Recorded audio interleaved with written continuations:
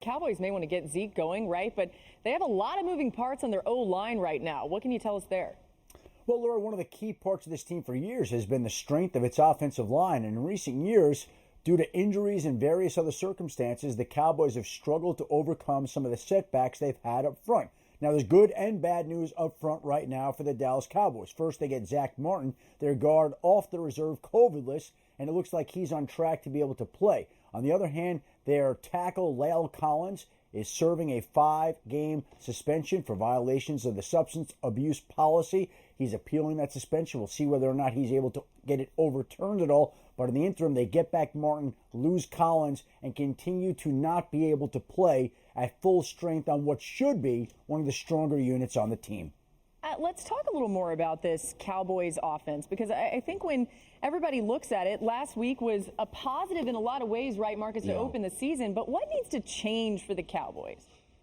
Zeke got to be featured much more, and it's not about just turning around and handing the ball off, but you got to get the ball in his hands. Okay. And this is not going to be this formula that we saw against the Tampa Bay Buccaneers had a lot to do with what was available. Like, I'm not naive to not think that they had advantages on the back end with guys being injured and one-on-one matchups that they wanted to exploit. But this is not going to be conducive to a successful football season for the Dallas Cowboys. That 50 passes in a game is not conducive to winning a lot of games in this league, and it's especially not conducive to keeping your quarterback healthy who's just come off of a major injury. So, look, I think because Dan hates this, but I think when I say balance, what I mean is you have to find ways to get your playmakers the ball. Yeah. I'm not talking about turning around and you hand it off in single back or 11 personnel. Run some screens. Get the ball out of your hands quick to Zeke on maybe a swing and see if he can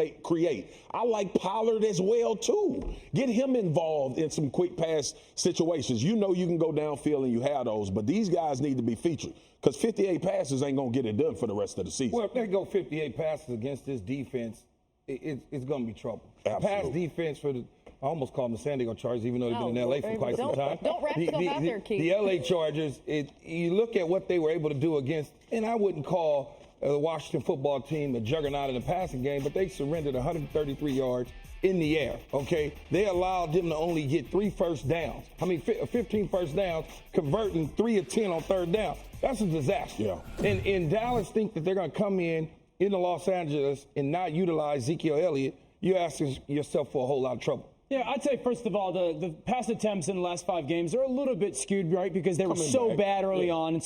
And that was necessary against Tampa Bay. I agree. They actually have to run the football more. What? You love me hearing me say that, right? But I would say to run it, the wide receivers are the most important aspect this week. Now, 2 things, 1 throw and 1 pass game related to the Chargers. Number 1, since La'el Collins is not out, you better not single him up at all against Bosa, that new right tackle. And 2, you got to find the fitter in the run game because you're going to get so much shell defense from the Chargers. Singling up Bosa, no matter what look you get, make sure that you slide towards that right tackle, even if it forces Zeke to be in protection. Find the fitter, you're going to get shell defenses. Bottom of the screen, that safety at the bottom is the fitter when you're going to get a shell defense in a light box. You want to run the ball, great.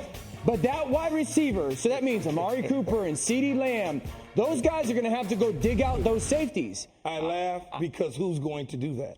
Exactly. That's why I'm saying the receivers are the most important. He's going to turn that down. And Amari Cooper not really trying to go in there. That's my point, Keith. That's the thing. And if you get into a nasty split situation, now you're going to bring Derwin James all the way down the box. Right. Or whoever else, they're going to tighten everything. They're going to bring more people to the party. Bring more people to the party. But that's the reality is, and this is the thing that's going to go around the NFL. Everyone should pay attention. Around the NFL, you're going to get a lot more shell defenses, 2 high safety defenses. And they're going to dare teams to run the football. And the goal for every offense is you got to find the fitter. Is it the nickel? 100%. Is it the safety from the field or the box? And then how do you handle the fitter is a big question. We keep talking about the run game, and maybe they do need to run the football more in the Cowboy situation. And some people are like, man, Zeke's lost it Zeke lost it? No, Zeke has not lost Thank you for it. Zeke can correcting play at a high level. Look, listen, this is one of the biggest misnomers in the NFL. Right. That Zeke Elliott somehow ain't a good football player anymore. This has not. Last year, the dude rushed for 979. The fumbles was the thing that was polarized. 979 behind that O-line tells me that you are a pretty good running back still in this league. They have to be creative in getting him the ball in space. There is no longer single back, Zeke, make it happen. Right. That's over with. They got to figure out another way to get him involved. If those wide receivers don't block this weekend, they will not run the ball, and they will lose. It'll be a problem. We got that settled. Yep. This game is Sunday. According to FPI, it's the toughest matchup of the week to decide which way it's going to go. So it's a very even matchup. Thanks for watching ESPN on YouTube. For live streaming sports and premium content, subscribe to ESPN+.